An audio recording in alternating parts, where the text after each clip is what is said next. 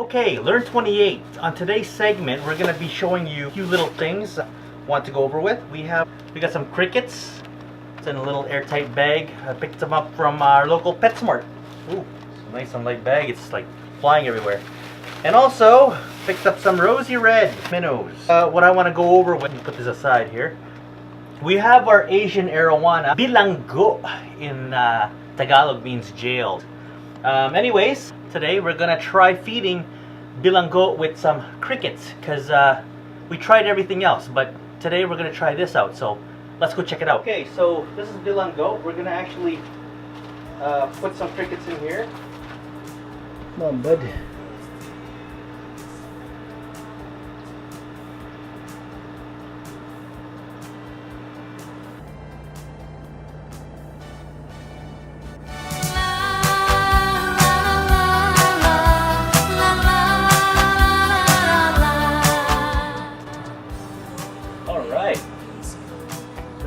Nice.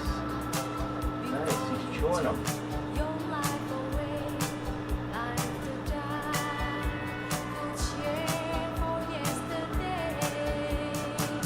Boom!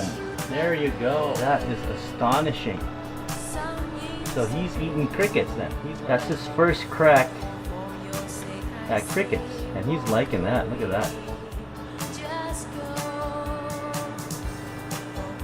There's one coming. Boom!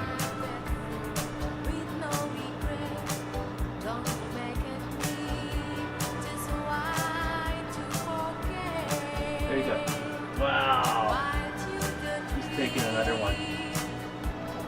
This guy is awesome. So be strong with the stars now. Walk away, walk on.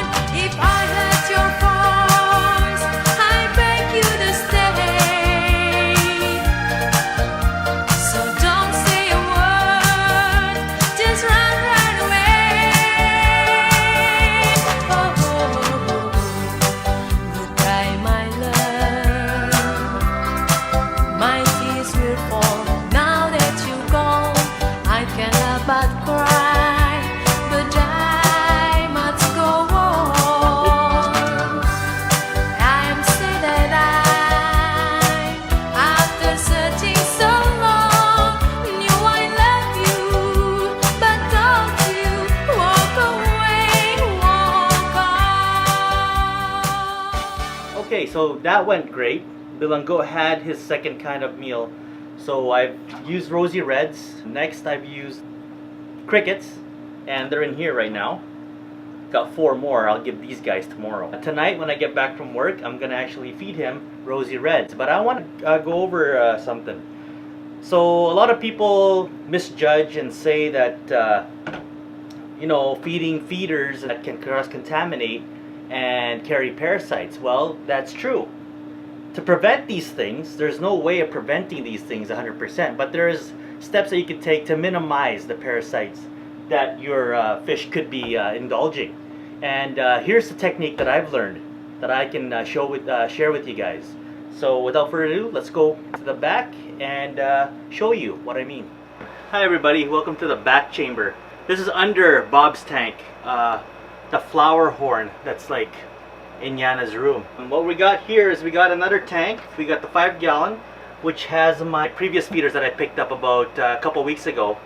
And I do a weekly water change on this, about 50 to maybe 70% water with prime and salt. That being said, bacteria. There's no bacteria in this fresh brand new 5-gallon that I actually pulled up from the garage, and I'm gonna put the new feeders in. Now to get bacteria into this tank, they're both running no heaters. I've acclimated the temperature on the faucet with my bare hand and tried to get the same type of temperature. But here's my technique, okay? So what I'm gonna do, I have a dual air pump here running. So I'm gonna take this. You see this? This right here has tons of biological waste. So this would give me enough cycle to go in here, while there's still some poop and whatnot in the previous tank to give me enough bacteria. So we are going to take this air pump, put it back on, we're gonna drop it into this tank. Now what does this have? Well, I went to the garage, rinsed and cleaned, and got another sponge filter. I'm gonna take this and I'm gonna drop this. All right. Now this has bacteria. What I'm gonna do, I'm just gonna squeeze the sponge a bit, and that way it's gonna give some biological waste into the new 5 gallon. So we're at the 5 gallons now. You see this tank right here? This is the fresh one. I just pulled out brand new water, brand new tank, gave it a good quick cleaning. Now this one has all the other fish, okay? One got caught in here and it's swimming around already. We went to PetSmart and they got contaminated water. Well, you know how we're gonna quarantine this? This is basically a brand new tank, right? So we're gonna take the fishes, okay, right here, and we're gonna take a net. This is how you do this, okay? You've seen a lot of people do this. You just take a hole, okay? You're gonna take the hole. There we go. Okay, so we take all the water out and make sure all the feeders are gone from the bag. Here's all the feeders, and we're gonna drop it into the new tank. Okay. So now that you see both of the aquariums running, we're giving time for this to settle in. You see the 2 tanks running. I'm gonna increase the. Okay, just give it a nice more circulation into the tanks. That way, it's giving the feeders more oxygen, and with more oxygen, better filtration. That's my technique on feeders. Just to give it a little up on cross-contaminating water, first off, and just having an overall better chance of the feeder fish not taking in poor health when feeding to your display fish. Okay, well, that was our episode today. We covered 2 things in this video, and that is feeding the arowana something different. And I'm happy that Bilango actually ate the crickets. He's eating rosy red feeder fish, goldfish, these are both size small, and small crickets because of his size. That being said, topic number 2, we went over quarantining feeder fish. So step by step, we'll go over it. We took an empty 5 gallon tank. We took the previous filter. We filled it up with prime and aquarium salt. And in my previous videos, you could check that out.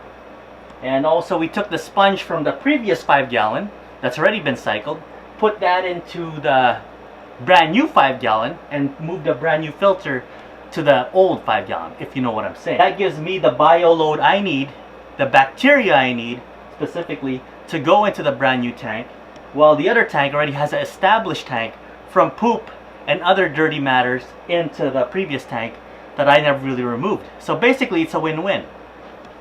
New tank got an old filter. Old tank got a new filter. Both have bacteria. Thanks for watching. Keep learning. Make sure you subscribe, like. So without further ado, see you later and happy holidays.